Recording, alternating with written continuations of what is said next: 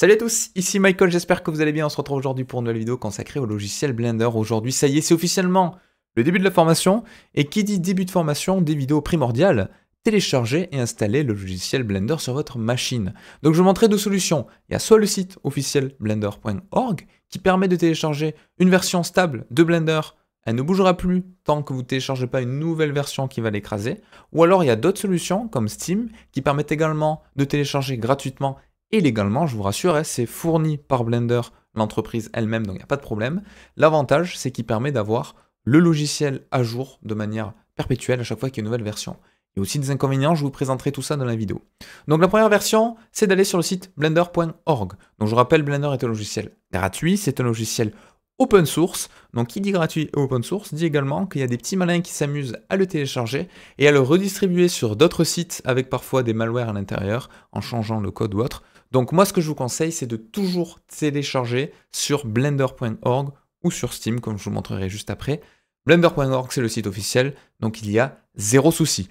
Quand vous allez arriver sur le site, vous allez normalement avoir quelque chose qui ressemble à ça. Alors en fonction du moment où vous regardez la vidéo, il est possible que l'accueil ait changé, c'est tout à fait normal. Donc normalement vous avez en haut toujours la dernière version de Blender qui est disponible avec un bouton de download.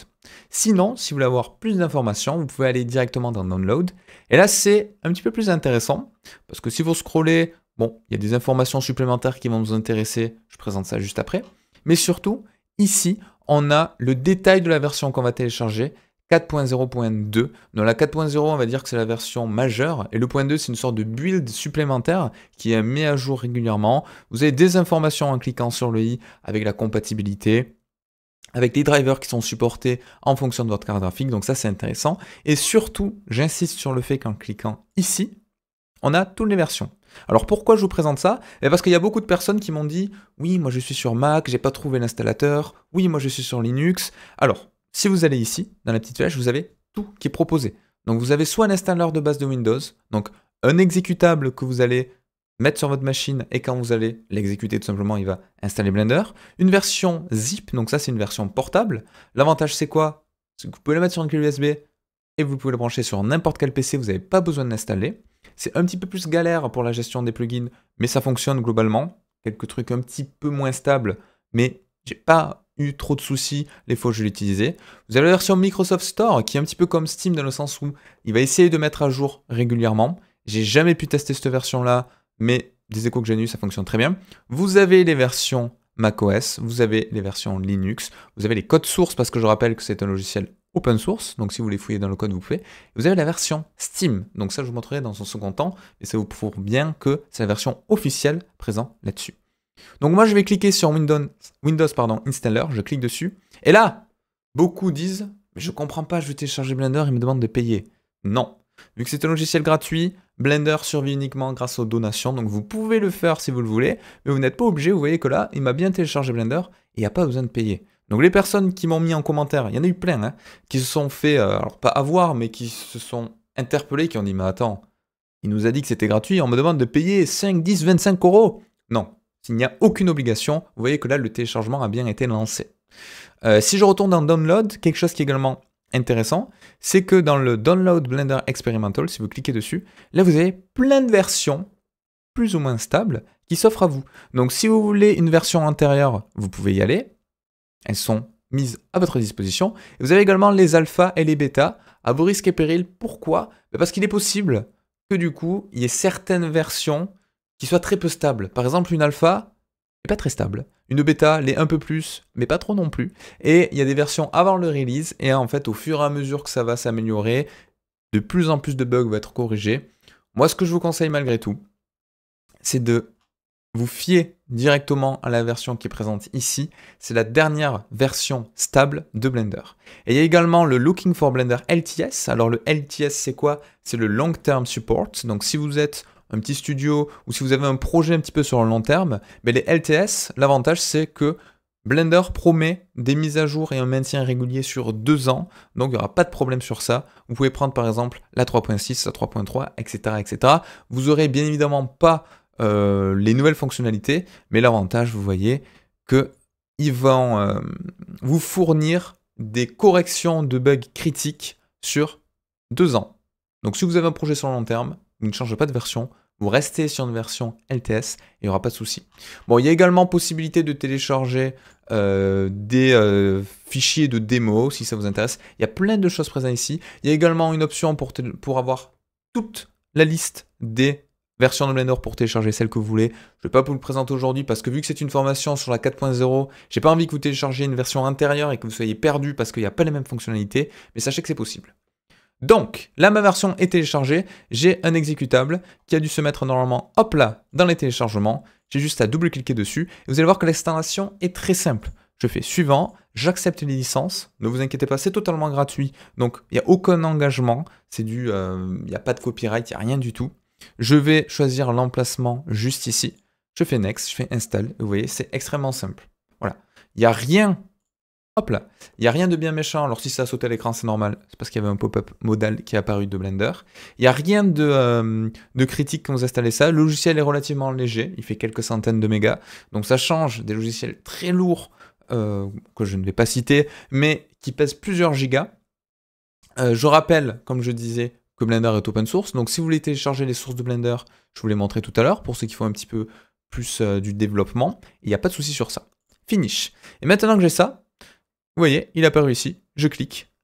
Là, il va me le lancer avec Steam parce que je l'ai également installé sur Steam, donc c'est pas celui que je veux. Donc ça, c'est un inconvénient d'avoir plusieurs installations de Blender, c'est que si vous tapez Blender, vous voyez, il faut bien choisir celui que vous lancez. Donc moi, c'est le Blender 4.0. Je clique dessus et là, vous voyez, hop là, j'ai bien Blender qui se lance, qui est installé et qui est totalement fonctionnel. Ok, donc vous voyez, c'est très rapide. En 5 minutes top chrono, on l'a téléchargé, on l'a installé, il est opérationnel, il n'y a aucun souci sur ça. Donc maintenant, deuxième possibilité.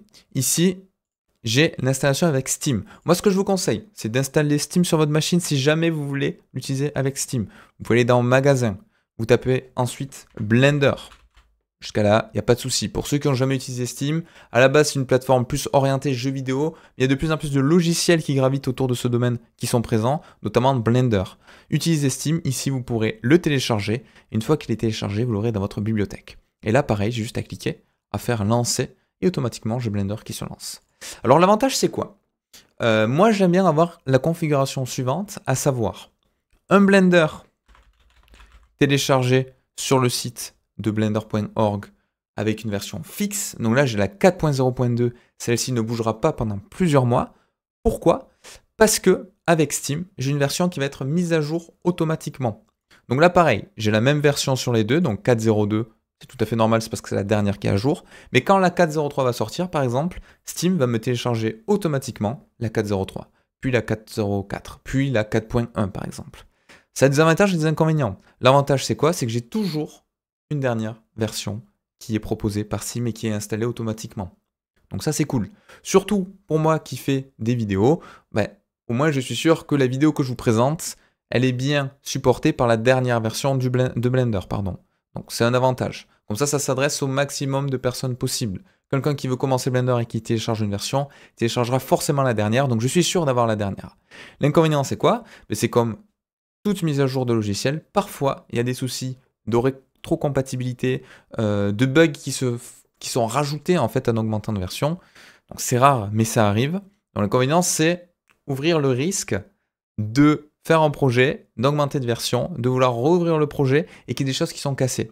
Donc l'avantage d'avoir une version tout le temps fixe sur votre Windows ou sur votre Mac ou sur votre Linux, c'est que tant que vous ne mettez pas à jour votre version, vous êtes sûr que tout est compatible. Donc voilà, moi j'aime bien avoir les deux. Une version fixe qui ne bougera pas que j'ai téléchargée sur blender.org, une version évolutive sur Steam qui elle va s'améliorer, et de temps en temps quand je vois que c'est stable, hop là, je remets à jour la version fixe, comme ça j'ai quelque chose qui est à peu près stable. Donc voilà, et si vous faites un projet sur le long terme, moi je vous conseillerais, plutôt que passer par Steam, d'avoir la version Blender fixe téléchargée sur blender.org, comme ça vous êtes sûr que tout ce que vous faites sur votre projet, ça ne change pas. Et d'une manière globale, dans la 3D, ça s'adresse à la 3D, mais même à d'autres domaines, quand vous commencez un projet, il est quand même fortement déconseillé de changer de version en plein projet, sauf s'il y a des corrections de bugs majeurs, mais sinon vous vous ouvrez à la possibilité d'avoir des petits soucis, et ça fait pas plaisir. Donc voilà, c'est tout pour aujourd'hui. Vous avez vu, le téléchargement est ultra simple, ultra rapide. Je mettrai les liens dans la description pour ceux qui ont un petit peu la flemme de chercher le site. Blender.org, c'est le site officiel, ne vous faites pas avoir avec plein de sites secondaires qui essaient de redistribuer des versions Blender qui sont pas officielles. C'est totalement gratuit, voilà, parce que j'ai eu beaucoup de personnes en commentaire qui me disaient oui, il faut payer pour Blender. Non, il y a possibilité de faire des donations quand vous cliquez sur Download, mais bien évidemment, ce n'est pas du tout obligatoire, donc c'est comme vous le souhaitez. Blender gratuit, open source, comme j'ai dit, donc vous pouvez télécharger le code si jamais ça vous intéresse.